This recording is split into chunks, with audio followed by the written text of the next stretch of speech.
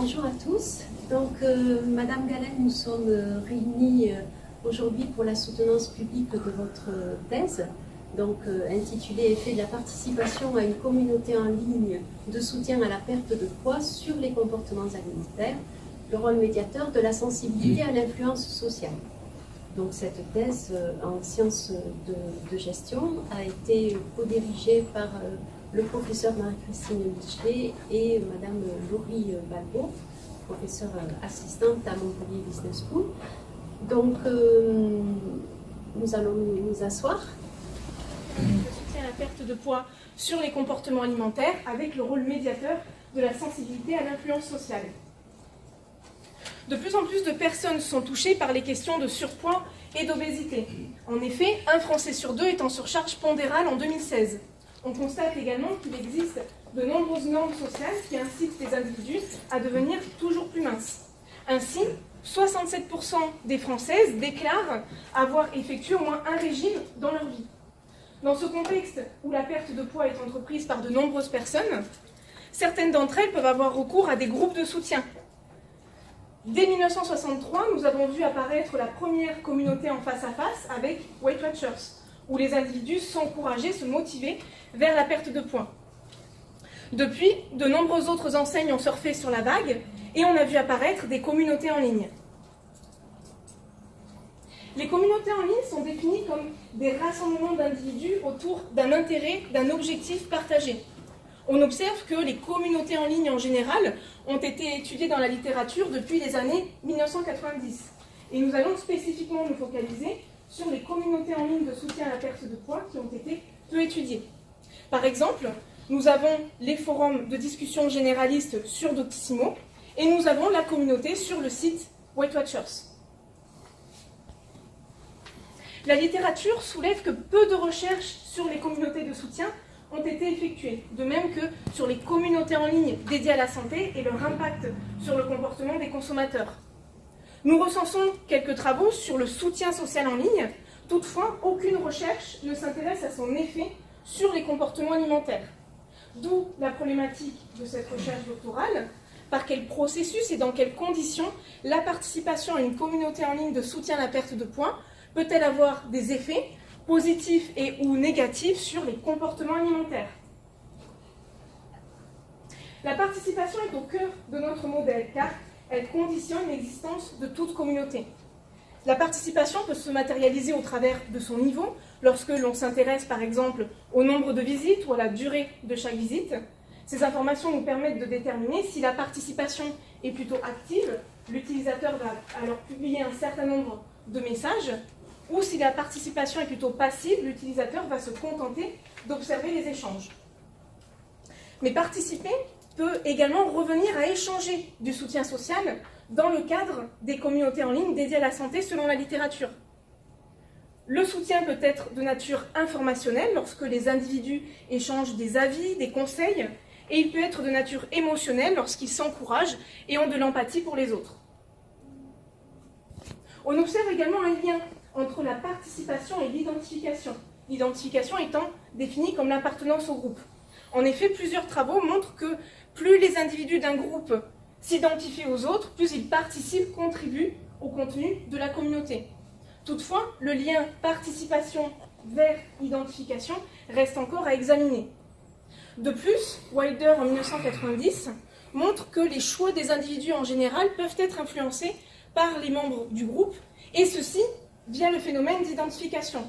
On peut alors se demander si l'on observe le même effet lorsqu'il s'agit de choix alimentaires et lorsque l'influence a lieu en ligne. L'influence sociale est définie comme le fait que les comportements, les opinions des individus vont être affectés par autrui. L'influence sociale peut être de nature informationnelle, lorsque les individus considèrent les informations fournies par autrui comme fiables et lorsque la qualité de la décision est en jeu. Et elle peut être de nature normative lorsque les individus partagent des normes subjectives, c'est-à-dire lorsqu'ils se conforment aux attentes des autres, ceci afin d'atteindre une certaine reconnaissance sociale. Plus spécifiquement, la sensibilité à l'influence sociale suppose que tous les individus ne sont pas influencés par les autres avec la même intensité. Et on voit que ce concept a seulement été examiné dans un contexte en face à face et non en ligne. Ce qui nous amène à notre première question de recherche. Comment se matérialise l'influence sociale dans une communauté en ligne? En effet, les mécanismes de l'influence sociale ont été peu étudiés. De même qu'il est nécessaire d'examiner l'effet de l'influence sociale sur la consommation alimentaire. Nous avons également constaté dans la littérature que l'influence sociale entretient un lien étroit avec d'autres concepts. D'où notre deuxième question de recherche. Existe-t-il des effets modérateurs autour de la sensibilité à l'influence de la communauté? En effet, la comparaison sociale, notamment, est un prérequis de l'influence sociale, selon Polivy et Pliner en 2015. Toutefois, ces auteurs n'ont pas testé empiriquement ce lien entre comparaison et influence. L'homophilie, c'est-à-dire le fait de se sentir à la fois similaire et proche d'un autre individu. Cette notion est souvent confondue avec l'influence sociale. Les normes sociales, c'est-à-dire les règles qui vont venir guider le comportement des consommateurs. On peut supposer que plus l'individu va être exposé aux normes sociales, plus l'effet de l'identification sur la sensibilité à l'influence de la communauté sera fort. Et enfin, l'estime de soi, puisque nous recensons seulement les travaux de Wilcox et Stephen en 2013 qui établissent le lien entre la participation à un réseau social en ligne et le niveau d'estime de soi. Enfin, dans cette revue de la littérature, nous nous sommes intéressés aux comportements alimentaires qui peuvent être affectés dans ces communautés. D'où notre troisième question de recherche. Quels effets peuvent avoir les interactions sociales dans ces communautés sur les comportements alimentaires? En effet, une première lecture flottante nous permet notamment de constater que les individus partagent des recettes, ce qui correspond à la diversification de l'alimentation. On voit également qu'ils peuvent avoir tendance à restreindre leur alimentation. La restriction étant définie comme la tendance à contrôler sa consommation alimentaire pour empêcher la prise de poids ou encourager la perte de poids. Et enfin, l'auto-efficacité alimentaire, c'est-à-dire les croyances d'un individu quant à l'adoption de comportements permettant une consommation alimentaire équilibrée. Concernant la méthodologie de cette recherche, nous avons opéré une méthodologie en deux phases. Dans un premier temps, nous avons mené une phase qualitative exploratoire, où nous avons interrogé 23 experts en nutrition, par exemple des médecins, des diététiciens. Nous avons ensuite interrogé 25 utilisateurs de communautés de perte de poids, par exemple Weight Watchers, le Diet, Doctissimo. Ces entretiens ont fait l'objet d'une analyse de contenu séparé sous in vivo.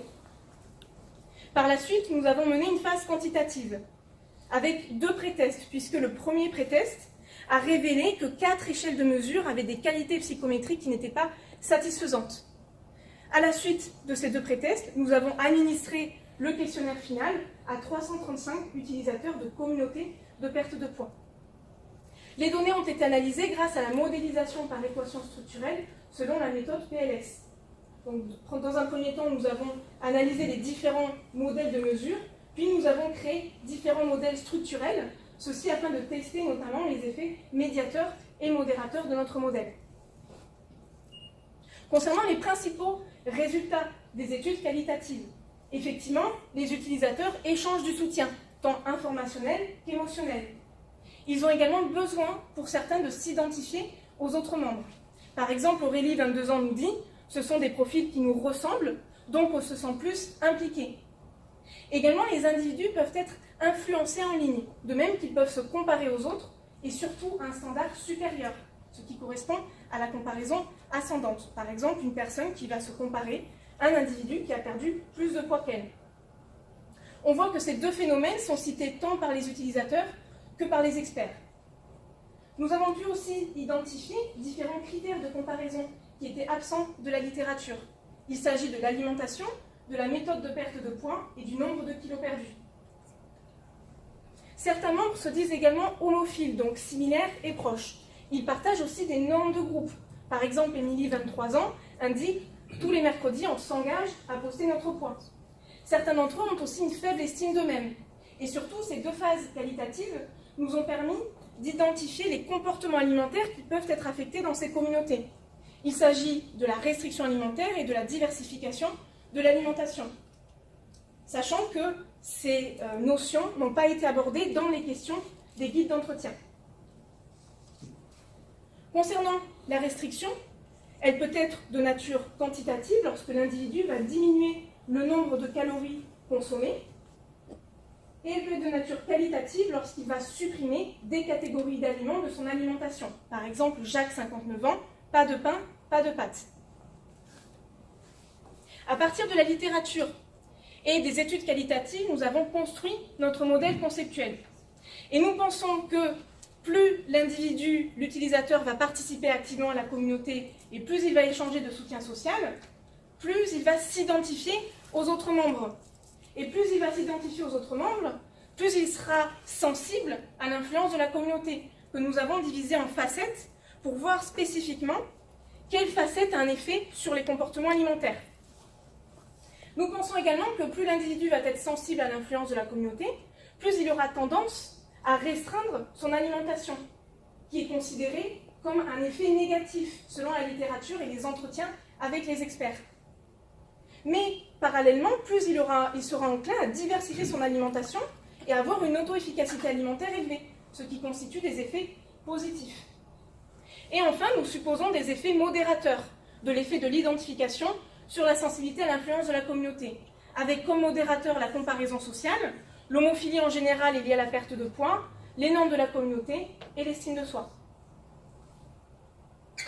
Les principaux résultats de l'étude quantitative mettent en lumière que seule la participation active a un effet positif sur l'identification. Toutefois, on voit que cet effet est très faible comparativement à l'effet du soutien social. On voit effectivement que plus les utilisateurs échangent du soutien social, plus ils vont s'identifier aux autres membres. Et plus ils vont s'identifier aux autres membres, plus ils seront sensibles à l'influence de la communauté, hormis la facette influenceur, c'est-à-dire le fait de penser que l'on va apporter des conseils aux autres. Également, on constate que plus l'individu va être enclin à se conformer, ce qui correspond à la sensibilité à l'influence informative, plus il aura tendance à restreindre son alimentation. Alors que c'est plutôt la sensibilité à l'influence informationnelle, c'est-à-dire la tendance à suivre les suggestions, qui a un effet sur la diversification.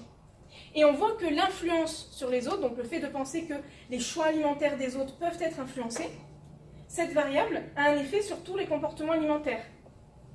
Surtout, on voit qu'elle permet d'atteindre des comportements équilibrés, puisque l'individu va avoir tendance à moins restreindre son alimentation, à davantage la diversifier et à avoir une auto-efficacité alimentaire élevée. On peut aussi supposer qu'il est plus aisé pour les répondants d'admettre que les autres sont influencés plutôt qu'eux-mêmes, ce qui peut expliquer peut-être pourquoi les facettes influencées et influence sur soi n'ont pas d'effet sur les comportements alimentaires.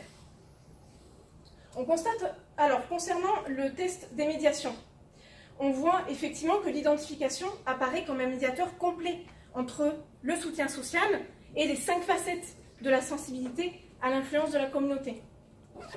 Également, la motivation à se conformer et l'influence sur les autres sont des médiateurs complets entre identification et restriction. Et enfin, le suivi des suggestions est un médiateur partiel entre l'identification et la diversification. On voit cependant que les effets modérateurs sont très faibles au regard des coefficients qui sont autour de 0,1 ou moins 0,1. On constate également que certaines variables supposées modératrices n'ont aucun effet, comme par exemple la tendance à se comparer en général. On voit plutôt que ces variables supposées modératrices sont plutôt des antécédents de la sensibilité à l'influence de la communauté. Comme antécédents, on trouve par exemple la comparaison sociale ou encore l'homophilie liée à la perte de poids. Nous avons vu les différents résultats des études qualitatives et quantitatives et nous allons voir que cette recherche a différents apports, et notamment des apports théoriques, puisque plusieurs travaux ont montré que peu de recherches sur l'impact des réseaux sociaux en ligne, en général, ont été menées. Également, nous avons étudié l'effet du soutien social sur les comportements alimentaires, ce qui n'avait pas été réalisé jusqu'alors. Et il s'agit de la première recherche à montrer que la sensibilité à l'influence informationnelle prédit la diversification de l'alimentation, alors que c'est la sensibilité à l'influence normative qui prédit la restriction alimentaire. Ceci vient étendre les travaux de Bubitz et ses collègues en 2010 qui montraient que l'influence sociale était un antécédent de la restriction, sans préciser le type d'influence sociale et dans un contexte seulement en face à face. Nous avons aussi décomposé les effets pour une contribution plus intéressante, en étudiant les types d'influence sociale, normative et informationnelle, le sens de l'influence sociale, influenceur et influencé, et la perspective de l'influence sociale sur les autres et sur soi. La comparaison sociale apparaît aussi comme un antécédent de l'influence sociale, ce qui vient étendre les travaux et surtout confirmer les travaux de Paul-Olivier Plineur en 2015 qui montraient que la comparaison sociale était un prérequis de l'influence sociale sans tester empiriquement ce lien. Nous avons enfin distingué l'homophilie et l'influence sociale, souvent confondues selon la littérature. Cette recherche a aussi différents apports méthodologiques, puisque nous avons adapté plusieurs échelles au contexte français par le biais d'une rétrotraduction. Nous avons aussi créé plusieurs échelles pour la phase quantitative à partir des 2 études qualitatives, et nous avons analysé l'ensemble des données grâce à la modélisation par équation structurelle. Nous aurions pu par exemple avoir recours pour le test des médiations à la macro-process, qui est de plus en plus utilisé souvent au détriment des équations structurelles, mais cela aurait nécessité la spécification de nombreux modèles, car on ne peut prendre en compte qu'une seule variable indépendante et qu'une seule variable dépendante. Concernant les apports managériaux, nous avons dégagé 3 niveaux pour sensibiliser les personnes en surpoids ou obèses sur les comportements alimentaires équilibrés. Tout d'abord, les professionnels de santé. Ils pourraient administrer un questionnaire à leurs patients pour mesurer notamment la sensibilité à l'influence sociale. Et plus l'utilisateur a un degré de sensibilité à l'influence sociale normative qui est élevé, moins il devrait utiliser ce type d'outil, puisque c'est ce type d'influence sociale qui prédit la restriction. Le but est ici d'établir le lien entre la participation à une communauté de perte de poids et le suivi par un professionnel de santé.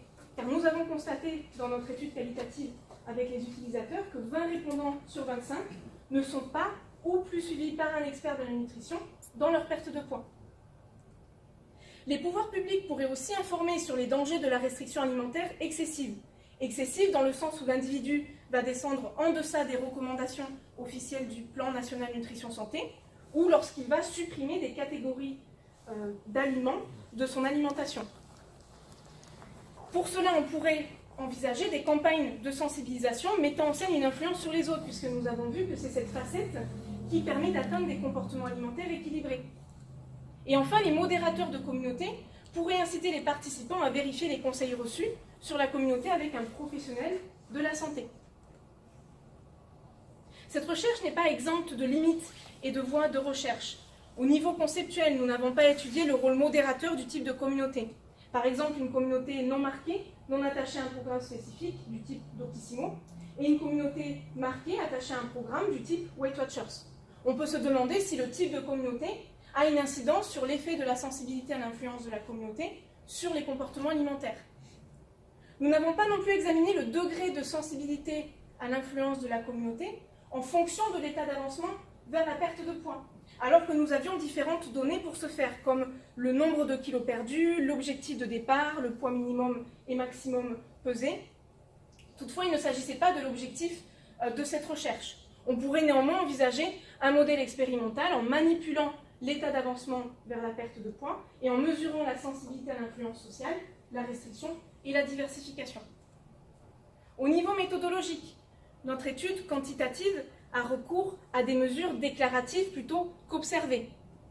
Les modèles d'équations structurelles sont aussi critiqués comme des approximations de la réalité et quant aux inférences causales que l'on réalise à partir de ces résultats. Là encore, on pourrait proposer, pour compléter nos résultats, un modèle expérimental. En guise de conclusion, pour répondre à notre problématique, qui était la suivante: par quel processus et dans quelles conditions la participation à une communauté en ligne de soutien à la perte de poids peut-elle avoir des effets positifs et ou négatifs sur les comportements alimentaires?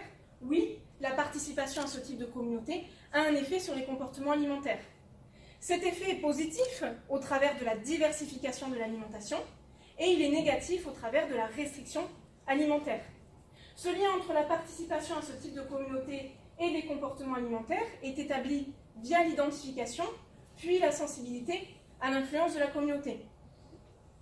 Ce sujet s'inscrit dans un enjeu sociétal et de santé publique large, puisque finalement, face à l'obésité, au surpoids et au déséquilibre alimentaire croissant, le monde connecté représente à la fois une opportunité et une menace pour la santé des individus. Il est donc nécessaire que des recherches futures s'intéressent à tous les éléments connectés, donc pas seulement les communautés en ligne, mais on a aussi tout ce qui est objets connectés, du type, par exemple, montre, application. Madame la Présidente, Mesdames et Messieurs les membres du jury, je vous remercie pour votre attention et je serai ravie de répondre à vos questions et à vos commentaires.